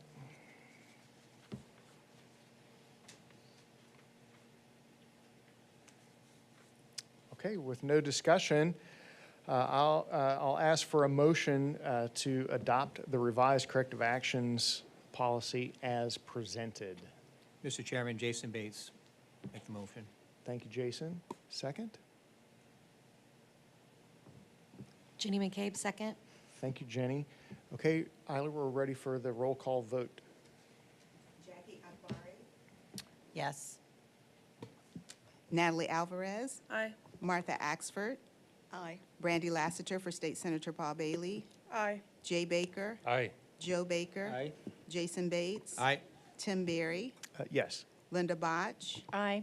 Sherelle Campbell Street, proxy for Suzanne Carr for Commissioner Carter. Aye. Billy Dykus. Aye. Michelle Falcone. Aye. Jay Baker, proxy for Ben Ferguson, has abstained. Marshall Grace has abstained. Sharita Allen, proxy for Mayor Tim Kelly. Yes. Michael Hendricks. Yes. Sandra Long. Yes. Jeannie McCabe for Commissioner McWhorter. Aye. Mike Pogreba has abstained. Deborah Knoll for Commissioner Reynolds. Aye. Jason Schmidt. Aye. Commissioner Denise Thomas. Aye. Will Trump. Yes. Jeff Vance. Yes. Ron Wade has abstained. Kevin Wright. Aye. 22 in favor, 0 opposed, 4 abstentions, 6 absences. Okay, that motion carries. Michelle, number 6. Right. Now we're going to move into the new policies that were requested by the USDOL to ensure that we're compliant. And the first one is going to be the Title I grievance and compliance procedures. This WIOA mandates that each state and local workforce development board receiving an allotment under the WIOA establish and maintain a procedure for WIOA-related grievances and complaints. So this policy mimics very much what we already have in place. So it's just kind of just mimicking the same process for the WIOA at the state and federal level in providing that complaint procedure. So we already have the framework. It's just adapting it to ensure that we are being compliant with what is requested of us. So very, very straightforward. Go ahead. Very good. So first, are there any conflicts for which anyone needs to abstain? Mr. Chairman, Jay Baker, proxy for Ben Ferguson, will abstain. Mr. Chairman, Ron Wade will abstain. Mr. Chairman, Mike Pogreba will abstain. Mr. Chairman, Marshall Graves will abstain. Thank you. Are there any public comments on this policy? Mr. Chairman, no public comment. Thank you. So do I have a motion to open the floor for discussion on this? Mr. Chair, Sharita Allen, move to discussion. Thank you. And a second. Linda Botch, second. Thank you, Linda. And all in favor of opening this for discussion, say aye. Aye. Okay, and what is that discussion? Hearing none, how about a motion to adopt this new policy as presented by Michelle and the Oversight Committee? Denise Thomas, so move. A second? Thank you. Okay, I think we're ready for a roll call vote. Eiler? Jackie Akbari. Aye. Natalie Alvarez. Aye. Martha Axford. Aye. Brandy Lassiter for State Senator Paul Bailey. Aye. Jay Baker. Aye. Joe Baker. Aye. Jason Bates. Aye. Tim Berry. Yes. Linda Botch. Aye. Sherelle Campbell Street, proxy for Suzanne Carr for Commissioner Carter. Aye. Billy Dykes. Aye. Michelle Falcone. Aye. Jay Baker for Ben Ferguson has abstained. Marshall Grace has abstained. Sharita Allen, proxy for Mayor Tim Kelly. Yes. Michael Hendricks. Yes. Sandra Long. Yes. Jeannie McCabe for Commissioner McWhorter. Yes. Mayor Mike Pogreba has abstained. Deborah Knoll for Commissioner Reynolds. Aye. Jason Schmidt. Aye. Commissioner Denise Thomas. Aye. Will Trump. Yes. Jeff Vance. Yes. Ron Wade has abstained. Kevin Wright. Yes. We have 22 in favor, 0 opposition, 4 abstentions, and 6 absences. Very good. That motion carries. Okay, Michelle, home stretch. Okay. The next one is going to be the employment service and employment-related complaint system. So this policy aims to outline the establishment, operation, and maintenance of the complaint system to ensure effective handling of complaints and apparent violations within the employment service and state workforce agency systems. This includes ensuring compliance with federal and state regulations, maintaining a fair and transparent process for complaints, fostering accountability among staff and involved parties. So basically, the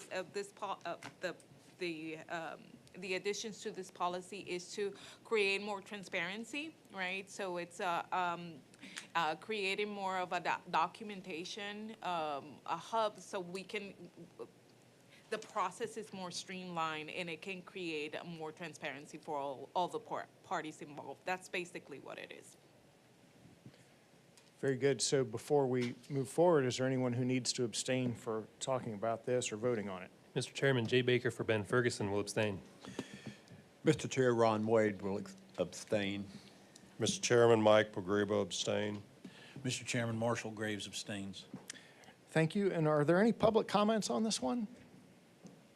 Mr. Chairman, there are no public comments.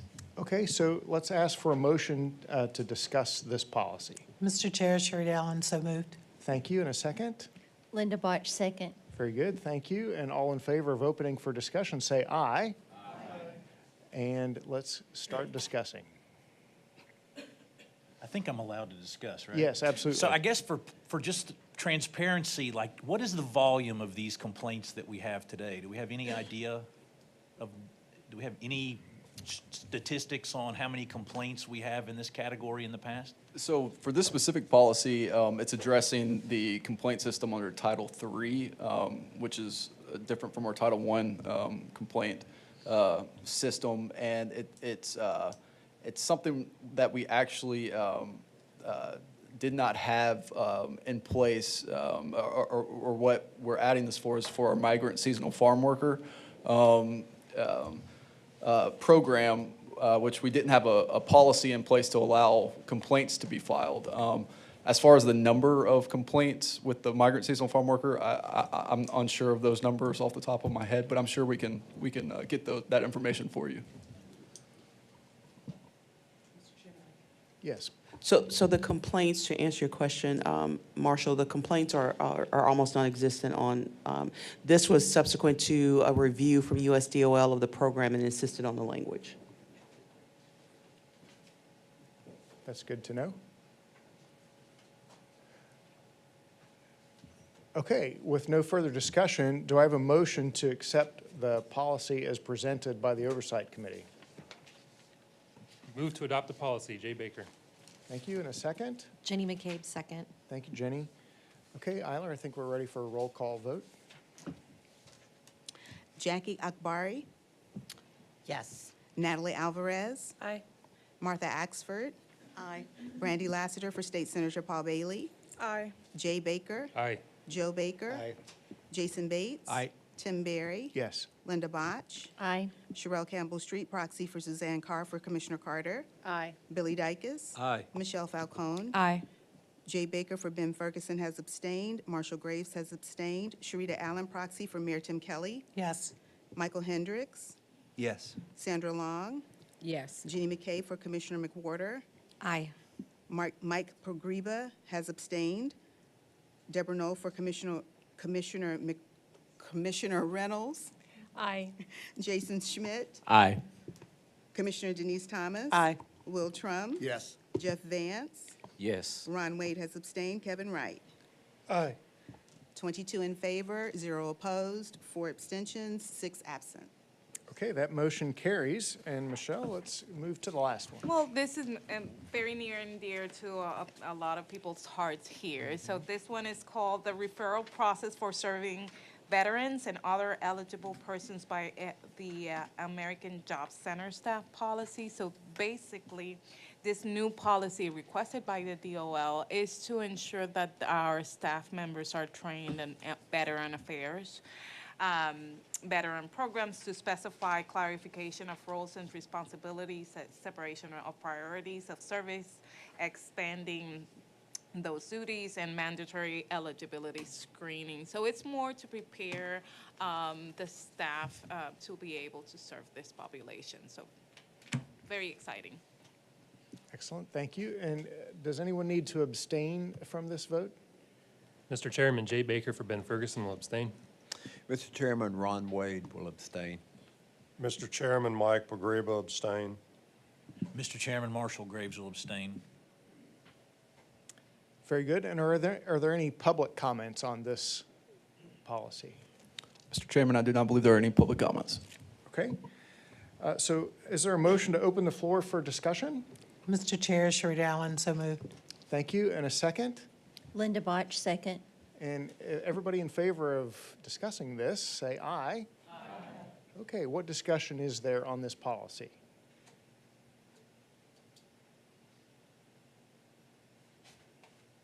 Okay, hearing none, I'll ask for a motion to accept the policy as presented by the Oversight Committee. Mr. Chairman, Jason Bates, so moved. Thank you, Jason. Second? Second, Jay Baker, Ben Ferguson, proxy. I'm just kidding. I don't know if I can second for Ben. I just wanted to get one more in, Mr. Chairman. It's rolling off the tongue at this point. Yeah, let's just do Jay as the second. Yeah. Very good. I appreciate your enthusiasm nonetheless. Okay, I think we're ready for a roll call vote. Jackie Akbari, Yes. Natalie Alvarez, Aye. Martha Axford. Aye. Brandy Lassiter for State Senator Paul Bailey. Aye. Jay Baker. Aye. Joe Baker. Aye. Jason Bates. Aye. Tim Berry. Yes. Linda Botch. Aye. Sherelle Campbell Street, proxy for Suzanne Carr for Commissioner Carter. Aye. Billy Dykes. Aye. Michelle Falcone. Aye. Jay Baker for Ben Ferguson has abstained. Marshall Graves has abstained. Sharita Allen, proxy for Mayor Tim Kelly. Aye. Michael Hendricks. Yes. Sandra Long. Yes. Jenny McCabe for Commissioner McWhorter. Aye. Mayor Mike Pogreba has abstained. Deborah Knoll for Commissioner Reynolds. Aye. Jason Schmidt. Aye. Commissioner Denise Thomas. Aye. Will Trump. Yes. Jeff Vance. Yes. Jeff Vance, my apologies. Yes. Ron Wade has abstained. Kevin Wright. Aye. 22 in favor, 0 opposed, 4 abstentions, 6 absences. Okay, that motion carries. Everybody give yourselves a hand. Okay, I don't know who Robert is, but I'd like to have a word with him about his rules of order. I'll just conclude with saying I'm very thankful for the support of the board and the committee, for sure. A lot of work being done there, but Yeah. for the board members, I Yeah, appreciate it. I completely agree, and it was evident that the committee had done their homework to understand the policies ahead of time and discuss them well, and so thank you for everyone who is part of that, who could help us advance those today. Okay, Operations Committee. Who is reporting for Operations today? Mr. Chairman, Jason Bates, co-chair of the Operations Committee. Great. I do want to, I think that this would be appropriate. Stuart Price, who is the chair of this committee, unfortunately, he's unable to be here today due to the passing of his mother. So I hope that all of us can keep him and his family in our thoughts and our prayers. I just want to make a motion of that on the record today, so. Certainly, thank you for honoring her in that way. Yeah. We had, for the Operations Committee, we had two presentations, and I'd like to quickly share those with you, with everybody. There is no vote that will be required today. Jeff Hughes, the Grant Programs Manager for the Department Workforce Services Division, presented on the concept of conversion rates as a key part of Workforce Reimagined. The conversion rate is derived from a quarterly report put together with the Wire Division to see how many reportable individuals, which are those seeking AJC services, have a Wagner, Pizer, or Title III application completed, which is an indication that individualized services are being received. Since the beginning of that measurement, which was back in 2024, Workforce Services has seen a 61% increase in conversion rate from a 24.3% to a 39.2%. They have also seen Title I and Title III co-enrollment rates increased by 56% during that same time period. So a good increase on those metrics. One of the things that Mr. Hughes mentioned, that the purpose of this is to really help our specialists really make a focus on ensuring that our clients who are seeking assistance are getting all of the benefits that they may be entitled to. So it's really making sure that the patrons who are coming to the job service or to the agency are having that all their needs met. So we appreciate that effort. There was a suggested action item, so we want to make sure this is part of the record. A suggested action item that the group look at utilizing some type of customer satisfaction survey to help also measure whether or not the clients who are coming are receiving and are satisfied with the service that is being rendered with them. So that was a strong suggestion to Mr. Hughes for that. That's the conversion rate discussion. The second presentation was by Jeffrey Colbert, Deputy Assistant Commissioner for Workforce Services Division, in regards to the Zendesk implementation. He presented insights into the newly implemented referral system and the automated outreach efforts which are facilitated through Zendesk, which was actually quite interesting.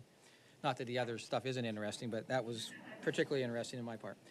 He highlighted the importance of these initiatives in raising customer awareness from the programs available at the American Job Center. One of the things that he just to clarify what this does is that when an individual now applies for UI, there is an automatic, through Zendesk, there's an automatic outreach that occurs that sends an email out to these individuals who have applied for UI, and it provides them a notification of all the various services that are provided by the AJC. And it's not just that, but it's also very specific to the area in which they're located. So it takes it not just in general, but it specifies them. So if you're in West Tennessee, Middle Tennessee, East Tennessee, et cetera, it tells them what are the resources that are available in their specific area. And then if the client then replies to that email, a staff member then reaches out to that client to be able to have that specific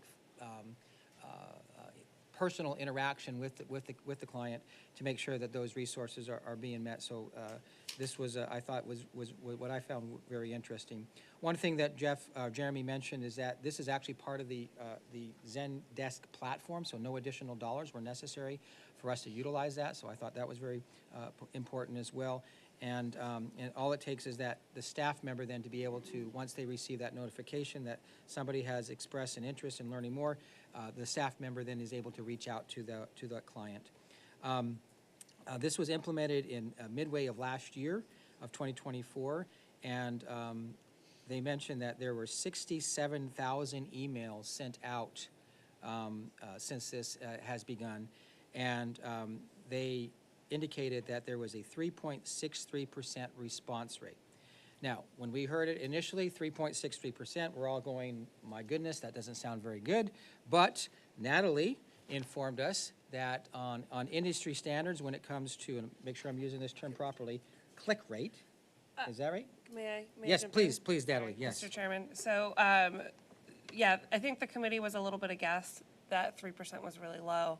And so two things kind of came out of that conversation. One, if possible, seeing if we can get reports on readership rates, because that informs if people are interacting with content, and it also tells us, it also tells a better story for 3% click-through rates. Having readership rates with that will tell us who's engaging and maybe what content is potentially falling off or going, through other channels that we're maybe not capturing. And then just to Jason's point, if you're looking at industry standards, it does vary by industry, but a decent readership rate is usually considered around 30%, and decent click-through or conversion rates are right around 3 or 4. So I would say we're on par with what average is. So that provided some calmness for all of us. So thank you, Natalie, for that further explanation and helping us to understand that. So Jeremy felt very happy that we had a 3.63%. He felt that we're doing good. But of course, we do want to, we asked that they were challenged to collect those read rates for us. So they're going to look at how, if the system can allow that, and if not, if there's another way that we can determine the read rates of that scene.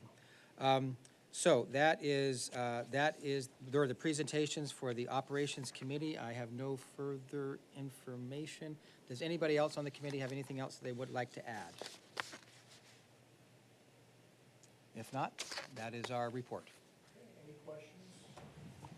Any questions for Jason or the Operations Committee? Mr. Chairman, really not a question, but just to note that we're looking at co-enrollment in one of the areas that I think we can do some improvement on. We've already had some conversations with the Wired team, is validating those that are participating in Title IV or the VR program, because the intake is self-reported, and we want to make sure we're capturing everybody, and I'm not quite sure we are. So we're going to work with the Wired division to ensure that we're doing that. I understand I wasn't in the committee meeting, but our numbers were a little lower than we would expect. So we're going to work on that a little bit. Just wanted to make that note. Thank you, Kevin. Very good. Okay, and then moving on then to the Innovation Committee. Thank you, Mr. Chairman. Yes. Marshall Graves reporting out for innovation. We had two reports today. One, the state has launched an initiative around rural workforce. The first part of that initiative is related to the healthcare workforce. The state has funded $3.1 million in seed funding and planning funding to 34 organizations around the state. That covers, I believe, 57 different occupations in healthcare where there will be programs. And from what we see in the coverage, that provides programming in every county in the state where that is eligible, that does not include the metropolitan areas. There's $7.49 million in program funding that will begin in July on this, which is totals of $10.6 million in programming focused on rural health care. Very active discussion on this, really interesting program. There's a tremendous overlap with the CTE programs that we have in the high schools and other programs. See if I can just cover that basically. I think that's really the gist of it. I think this is initially the first sort of initiative on rural workforce. We're happy to welcome Valerie Voles to this initiative. Ms. Voles will serve as the Director of Compliance for Rural Health Care, the Rural Health Care Initiative. She sat in on the committee this morning. We were asking questions around how will we know, right, that these programs will be delivered, and the answer is Mrs. Voles is going to take care of that for us and make sure that we know. So we also heard a presentation from the Department of Education, specifically Matthew Spinella and Deborah Knowles spoke to us about the DOE and the work that they're doing. And let me see if I can find my notes on the back of one of these pieces of paper here. The Department of Education has four basic pillars in this area. The work-based learning, credentials of value, and career counseling, along with seamless transition from the programs to work. They're really focused on providing opportunities for high-quality employment.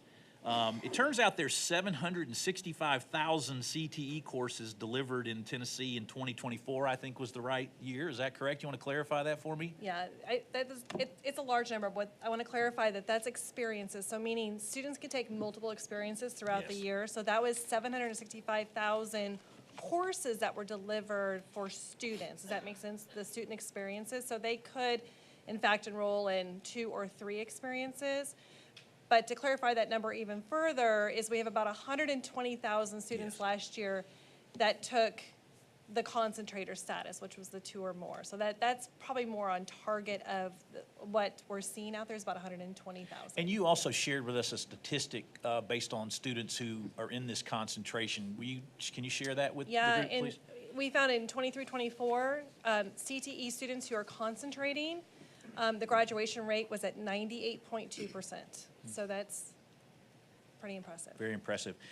Conversation in the committee was specifically, Mr. Wade brought our attention to the fact that there's some populations of high-risk students out there, and we thought that might make good sense for the the Department of Education to focus some efforts and understand what those high-risk populations are, specifically children of folks that are justice involved may be a population of interest for that group. I think that's all. We did have one additional conversation. Mr. Baker made a motion to the committee that we request from the state that the state provide, generate, develop, look to other research potentially to develop a list of careers and jobs that are impacted by artificial intelligence in our markets. This is an area we've all discussed many times. We haven't done a lot of work here.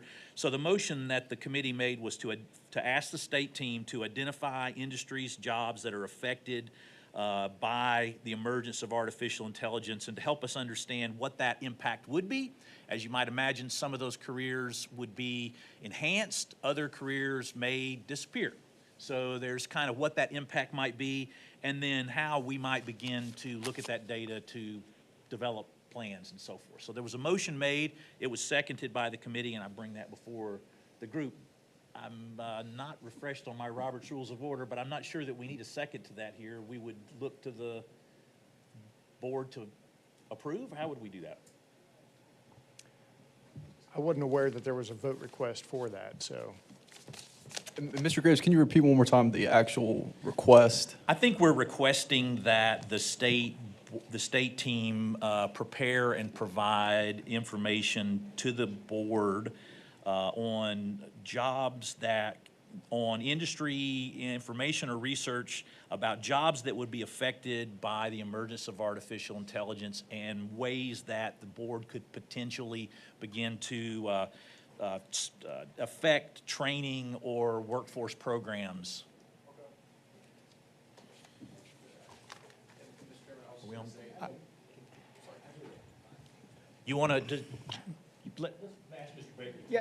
Yeah. The motion was made in the Innovations Committee, and I'm not sure if hopefully, it's not something that has to be scheduled for another day, but the request was specifically to look at and identify the top 5 industries or jobs within the state that are likely to be disrupted by artificial intelligence.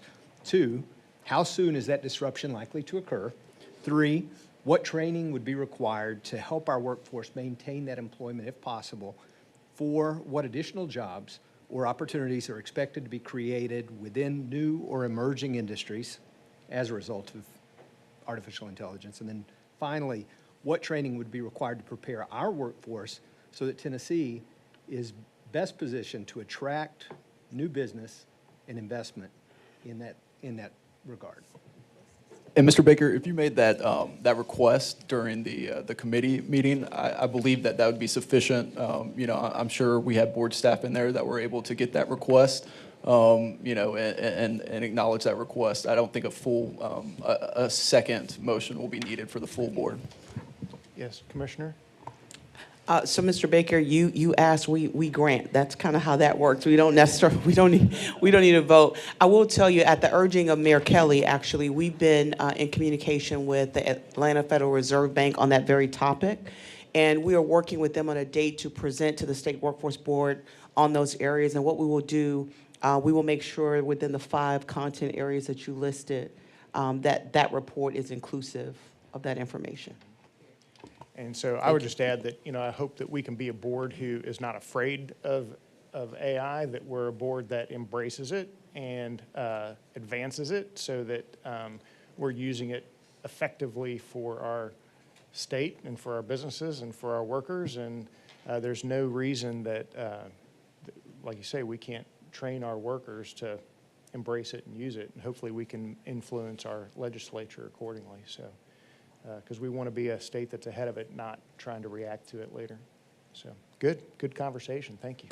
What else, Marshall? Thank you, Joe, for the clarification. Appreciate that, Mr. Chairman. That completes the report from our committee. Okay. Any other questions for the Innovation Committee? Okay. I think we're about ready to wrap this up. Any other comments? I know, Natalie, did you have a call out you wanted to make before we adjourn? I did. Thank you for enlightening me, Chairman and Commissioner Thomas. We do have a special distinguished guest in the audience today. That'd be my mother. She's here from California, so thank you for coming. And it's my understanding she's like a fan of our board, right? She is. She tunes in and watches on YouTube. That's true. So Very good. I think it's safe to say that her support spans state lines for workforce development. So. Very good. So, and if anyone would want to stick around and sign autographs for her as our one fan, I'm sure she would welcome that. So, okay. With that, Mr. Chairman, yes. one quick question. Please. Regarding the earlier motion for the position statement from the executive director. When can we expect some type of notification on that statement? Thank you. I think what we're going to do in talking with Amy is that we'll get a draft of that, and then we'll put that in front of executive committee, and then executive committee can then present it to the rest of the board. Is that what we said? Okay. All right. Yes, Martha. I have one more.